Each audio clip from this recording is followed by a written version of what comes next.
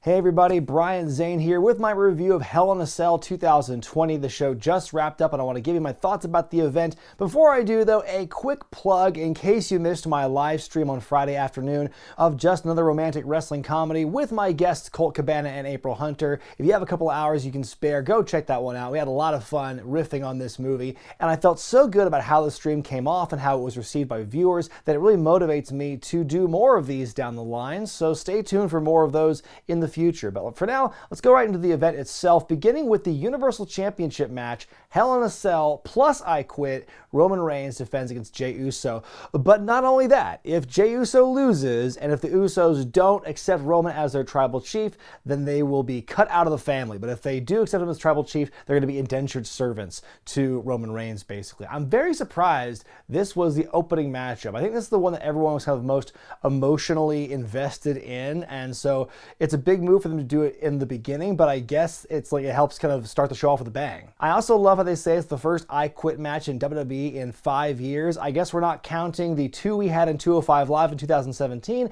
and the one we saw in NXT UK this year. Roman Reigns continues to impress me. First the no shirt look and now the golden gauntlet. Nice little piece of flair there. Roman starts off dominant, but Jey gets hot. Lots of dives into the cell. Pretty much the only cell involvement you'll be seeing in this matchup here. He gets cut off with a couple of spears. Roman repeats he will end Jey if he does not quit. Jey counters the third spear attempt with a couple of splashes of his own.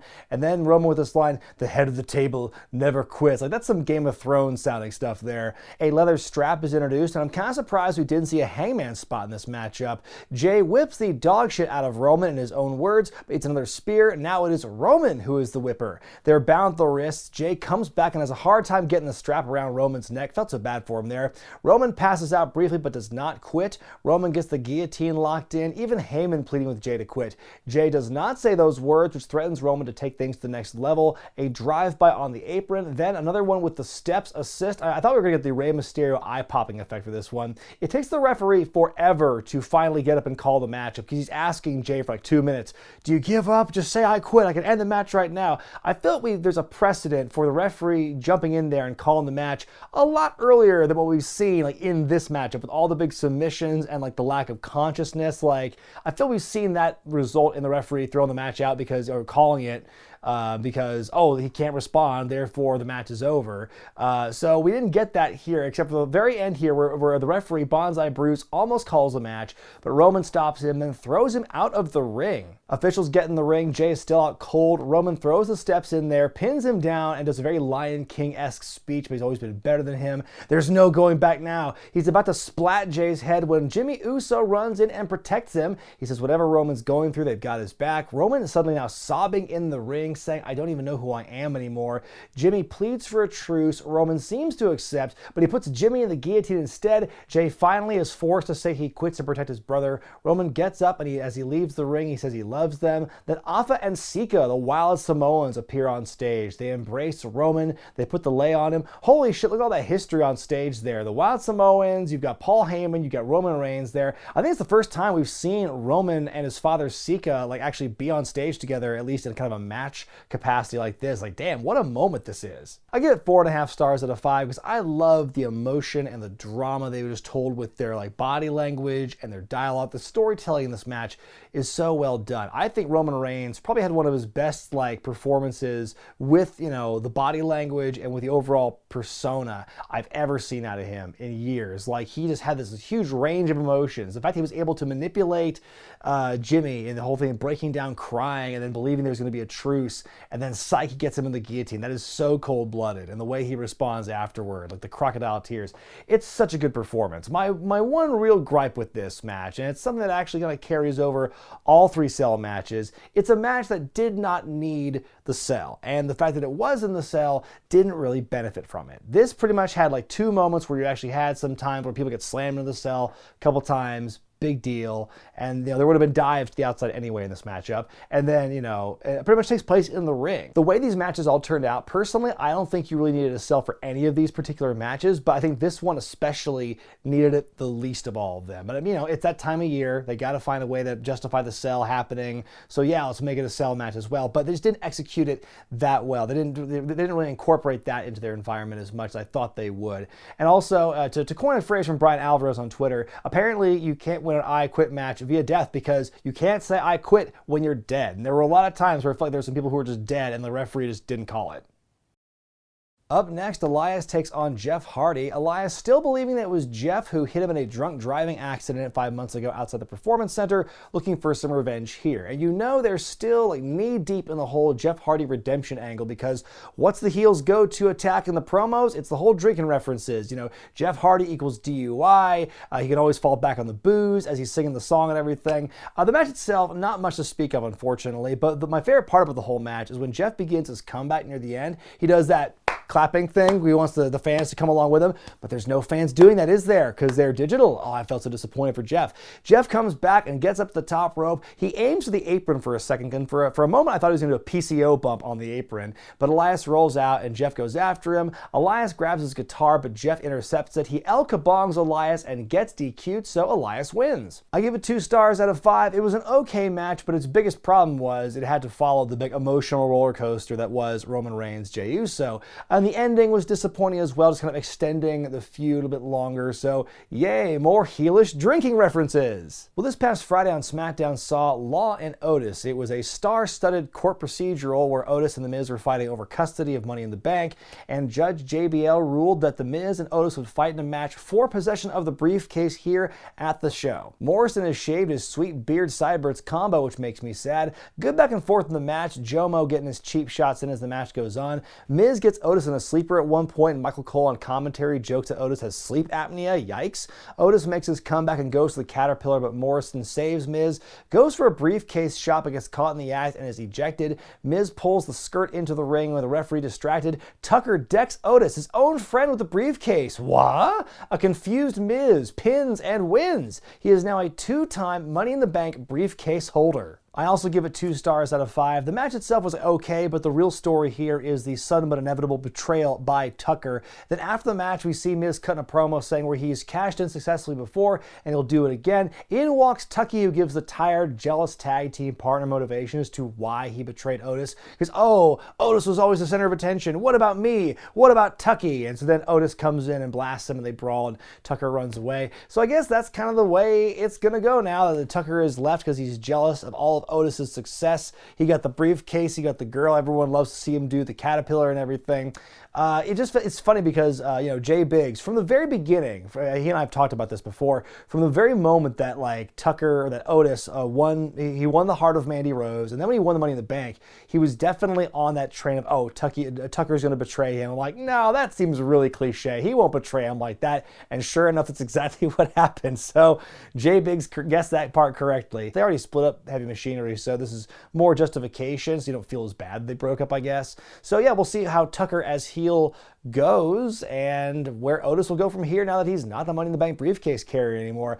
I always wondered, what they were going to do with that, with him as the Money in the Bank winner. I thought there's no way he's going to win the championship if he cashes it in. So I guess this is kind of the safest way to get it off him without making him necessarily look bad because he was screwed out of it by a bunch of cheating cheats and everything. He's never gonna get the shot again, I would imagine, but it's just, who knows? Maybe a couple years down the line, they'll try that again with Otis and maybe he'll be able to succeed. But I'm also curious about Miz as the briefcase holder now. Who's he gonna cash that in on? They imply it's for either brand's championship. So, maybe they're gonna shock the world again and have Miz win a championship. Who really knows?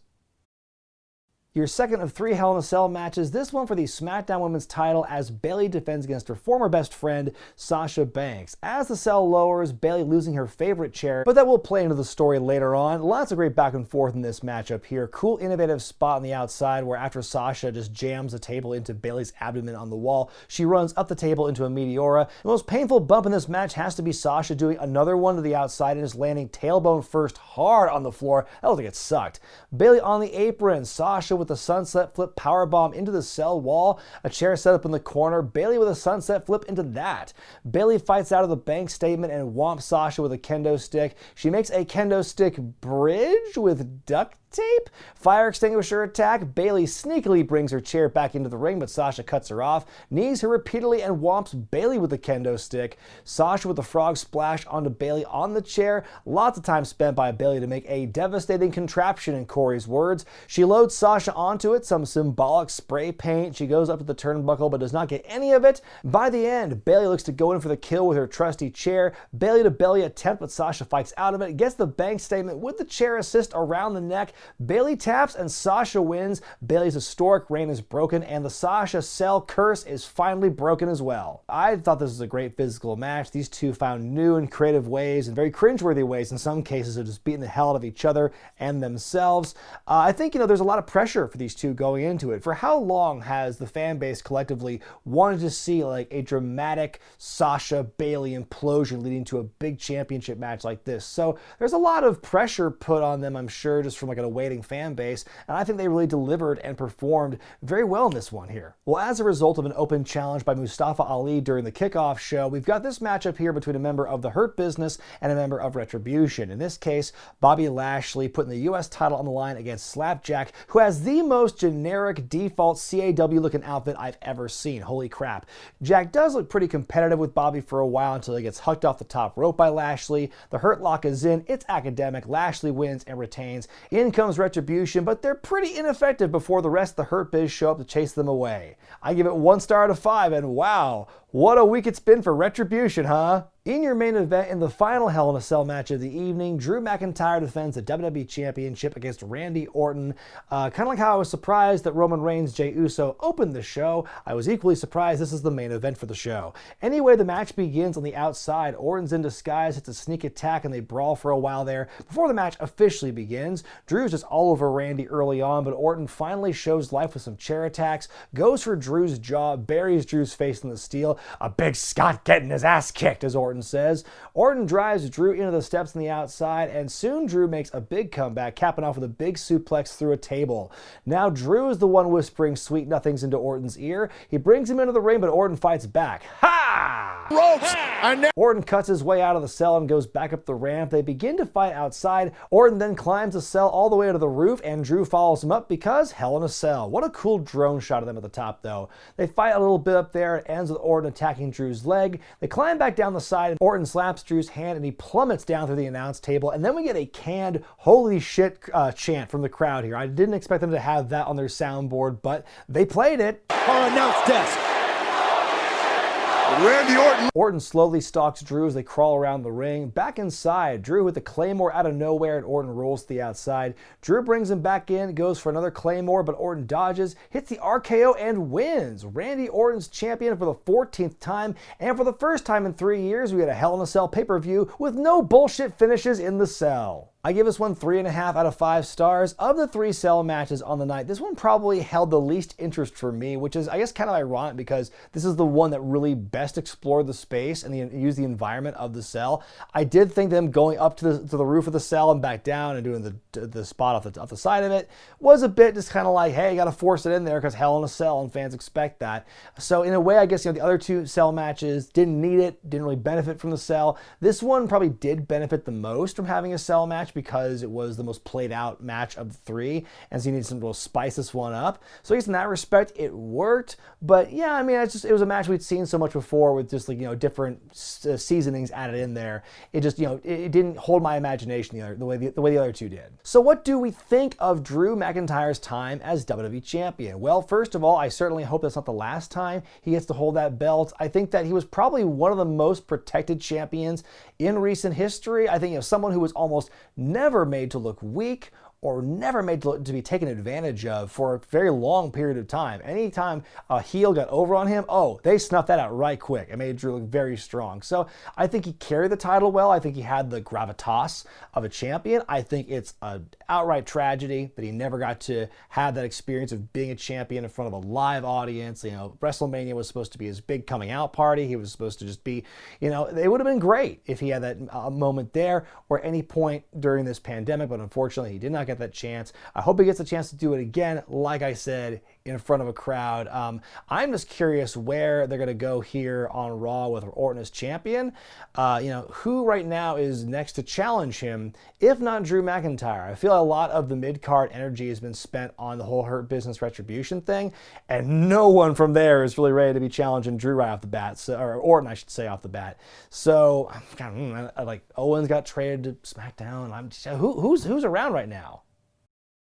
My grade for Hell in a Cell 2020 is a B-. It's a very tenuous B-. It was really good into C+ territory, but I really feel that the 3 cell matches, in particular Roman and Jay and Bayley and Sasha, really helped kind of elevate the rest of the card. The rest of the mid-card, the non-cell matches, take them or leave them, you could have had them any Raw or SmackDown as far as I'm concerned.